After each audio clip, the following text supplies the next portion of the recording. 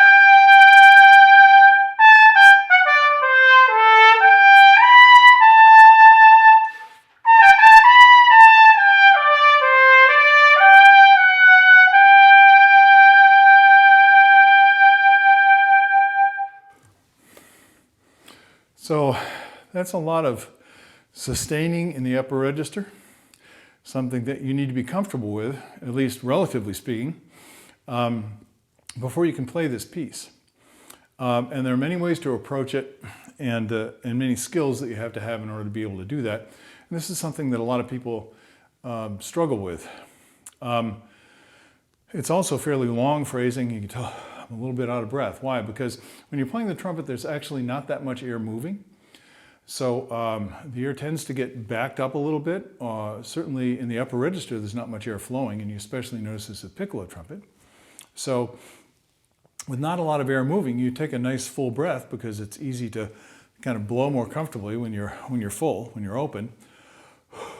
And then that air is really not going very much. And you try and take another breath, and then you're kind of breathing on top. So this is something that you can experiment with, is instead of taking a giant breath at the beginning,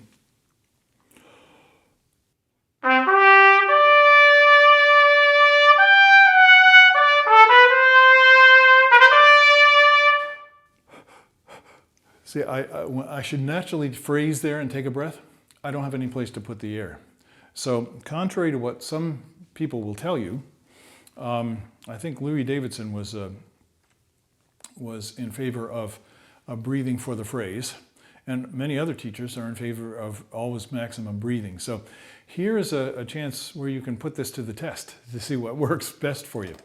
There are advantages to either way, and there are disadvantages to either way. So you need to experiment with it. And a great way to do that is you play the first phrase and you just sustain, get up to the cantabile section and just sustain for a while. And when you go to take your next breath, what is the quality of that breath? Do you have any place to put the air? So I'm going to take just what I might call a conversational breath.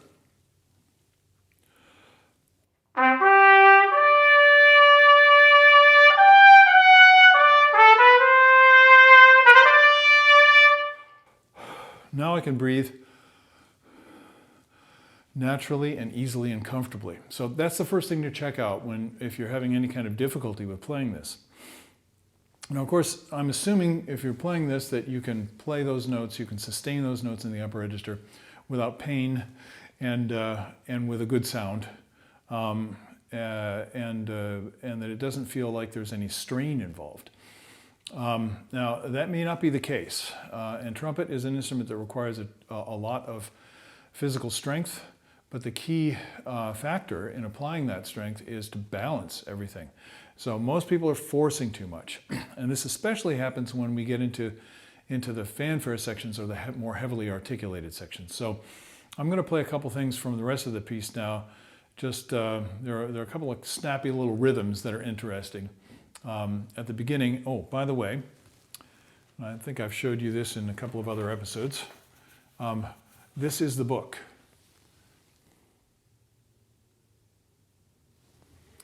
And that I'm playing out of. Now, I could be playing off the actual orchestra parts, and I have them, and there are little differences between the book and those parts, but this kind of condenses everything into one group, a few pages. I guess with Some of the Heroes, you get about 4 pages of music, so that's a lot of playing. I'm going to go ahead and play at 19 if you have this book, near the beginning. And let's see here. Okay.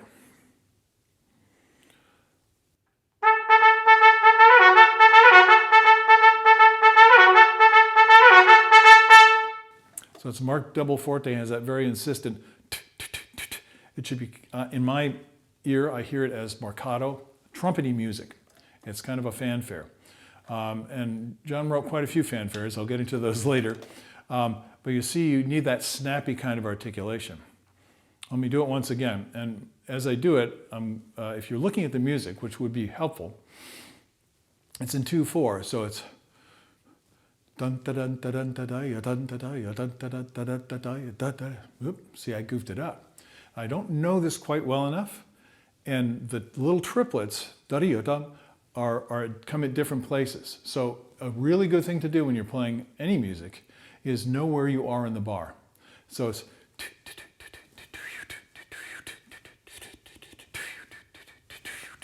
so those da-ya-da are always going someplace. If you know where that beat is in the bar, if you're feeling this in 4 or in 2, either way, you know where the beat is. That's going to make it a lot easier. Let's take another spot. Very similar, but now we're in the upper register again. This is after 50. It says majestically. Of course, it sounds more majestic with the whole orchestra.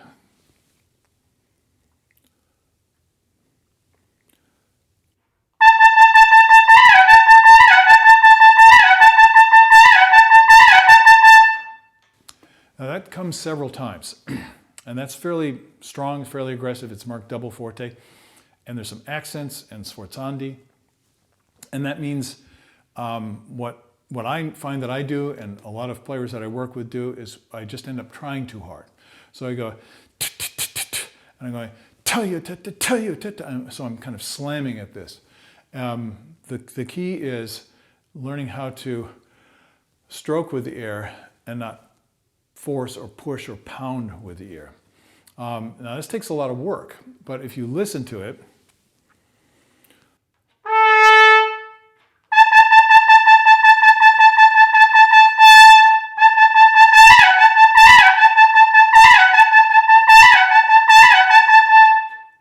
I hope that's not clipping on the microphone because it's fairly forceful. And I realize that through this medium of recording, you can't get the full effect of in person with the trumpet in a room. It's a little, it's powerful. And that's why John is writing this music for this instrument, because there's no other voice that can really carry this kind of excitement and energy in the same way. So try not to slam the accents with the tongue. Do everything with a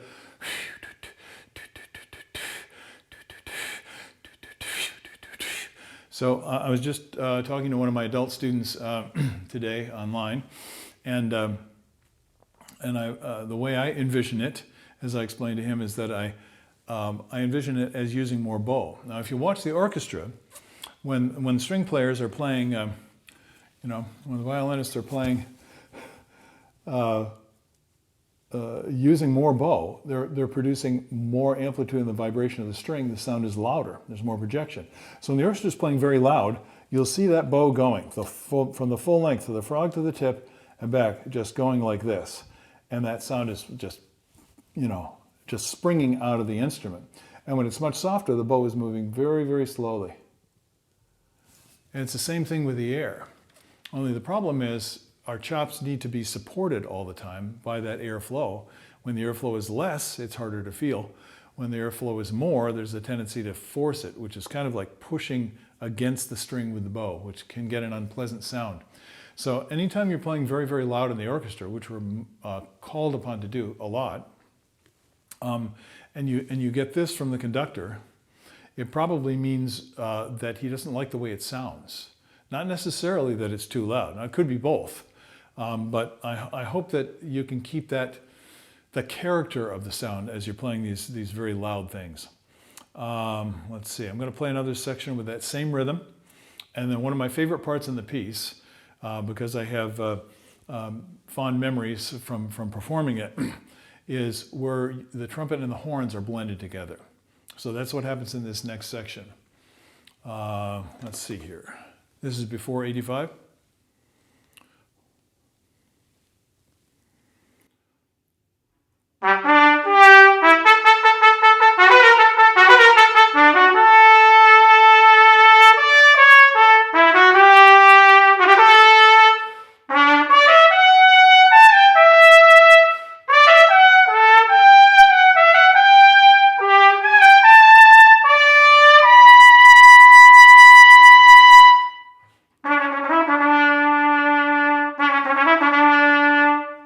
So you get the idea, I think. It's a lovely line, and something I want to mention here is if you're just playing it by yourself, you can't understand the orchestral context. But since I've had the privilege of playing in the orchestra, I know what it feels like to blend the trumpet sound into the horn sound. And a lot of times I was sitting right behind the horns. The horn bells are facing me. And when that's the case, you get the raw sound of the horn right in your face. It's not with the people in the audience here. And you have to combine your sound with that sound and blend it in so that the effect is very, very strong out in the hall. You're blending the more focused, brilliant sound of the trumpet into the deeper, broader sound of the horn. And it's a tremendous effect. This is also the case with trombones. So it's wonderful for your body and for your playing if you realize you want to play as if you're blending with someone, not as if you're playing all by yourself. Of course, we practice all by yourself, so it's a challenge. But you can imagine these things, and if you have a friend who you can play this melody with, who happens to play the French horn, that's what I recommend for you to do. I'm going to flip over here. There's 2 more pages of a lot of music, a lot of fanfare type stuff. And then at the end of the piece, it gets more exciting. How? The tempo speeds up. So let's see if I can find this tempo now. And this says, it's at 148, it says parade. And this chugs right along.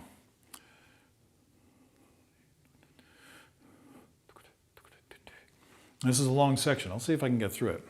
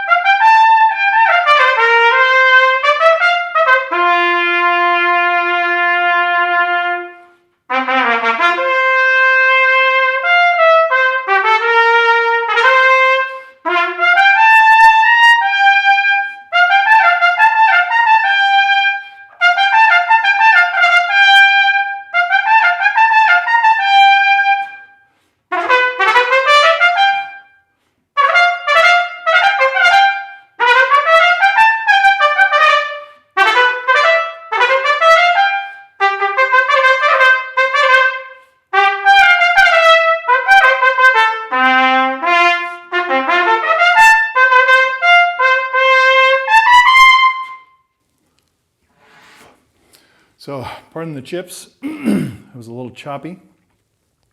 I'm going to go back and look at the Risoluto section at 164. This continuous kind of playing, and I must confess I'm not used to doing this anymore since I'm not playing in the orchestra regularly. This is kind of like being an athlete. And you have to be in condition. Your body has to become accustomed to and adapted to playing in this way, where you're playing with a lot of power and projection and focus and brilliance in the sound.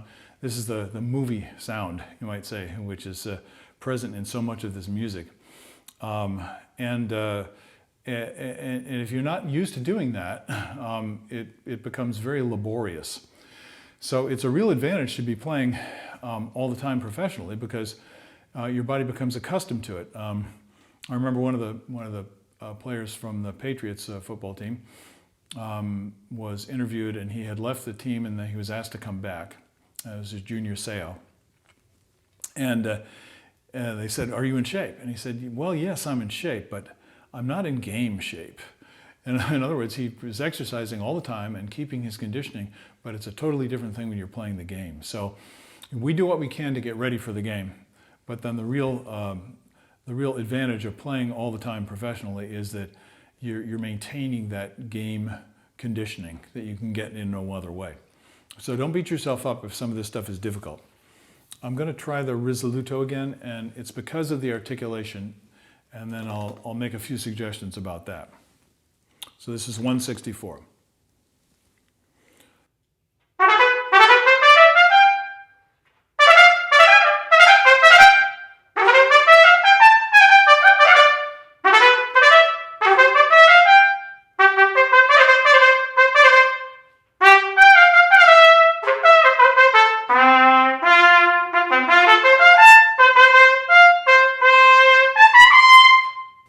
So obviously that's not at performance ready right now.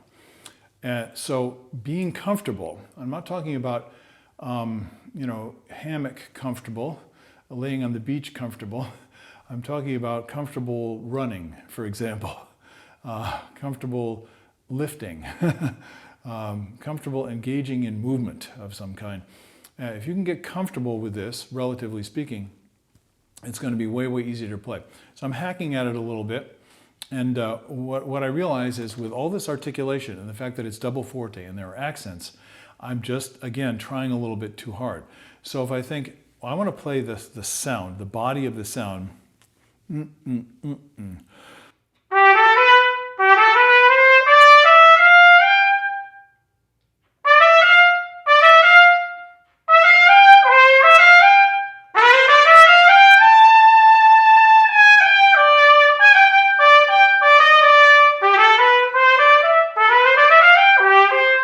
So a lot of times I'll even take it out of rhythm and just see if I can play a continuous, open, singing quality of sound all the way through. I'm going to do that now, take it out of rhythm, and I'm going to be concentrating on it. I want you to try this for yourself. Keeping the balance. If I hear something that is starting to squeeze or pinch a little bit, I just let go and relax and let the air carry the sound. And I'm listening for that as I change range and as I change dynamics. And when I add the articulation back in, I want that same flowing feeling. And that's what makes it possible to play this high energy music well and relatively easily, is because we're not trying too hard and kind of blocking up the air. So gesturing.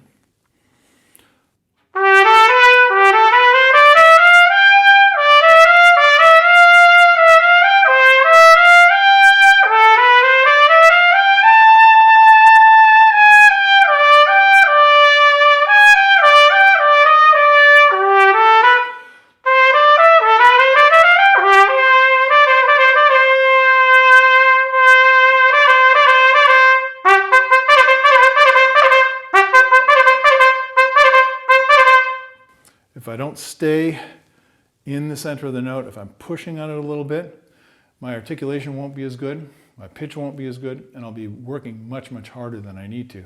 So I do that fluid kind of playing. And you may have noticed, I played for a long time on one breath, and then I took a breath, and I'm ready for the breath. So when I take the breath, I take a full breath very, very quickly with no tension in the system. How can I do that? Well, it's because I'm trying to keep the tension out as I'm playing.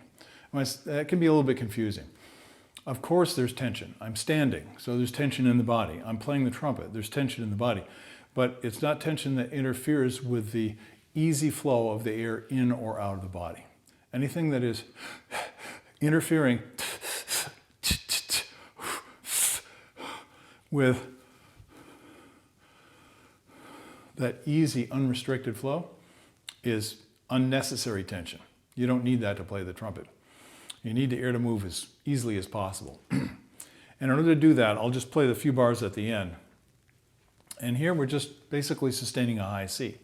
So a way to work on this, I'll go ahead and play it. and then I'll give you one suggestion about how to work on it. And it's pretty straightforward, but it's just like what I said. You don't want to be bearing down, squeezing, pushing, pressing, driving, choking. So you're driving with your foot on the gas in the car and your foot on the brake at the same time, and it's producing a lot of heat. The more you can let it roll, the better it's going to be. So I'll just play the end for you.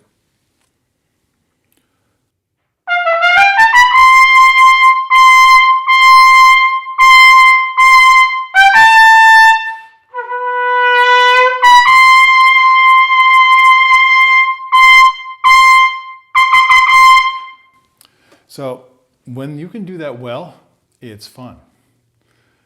If you're suffering, it's not fun. So don't suffer needlessly. Build something. Herbert Clark said, never tear down the machine, always build it up. And it's up to you to discover whether you're benefiting yourself or whether you're just beating yourself to a pulp and then not recovering so that you can't play very well the next day. This is challenging and humbling, believe me, in a lot of ways, but it's also good for your soul. So get after it and see what you can do. One thing you might want to notice as I play the end is, yes, I'm just sustaining a high C, but I'm also accenting and separating. So I might try that in the lower octave.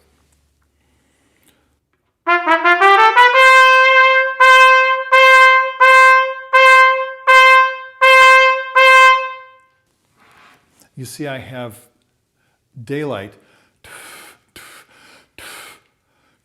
I'm letting the air, breath control. I'm letting the air stop and then restarting the note. Now a lot of people when they do it, they go, and that's one way to do it. You can stop it with the tongue. I'm staying open as if I were sustaining the note. So if I'm practicing that in a more comfortable range,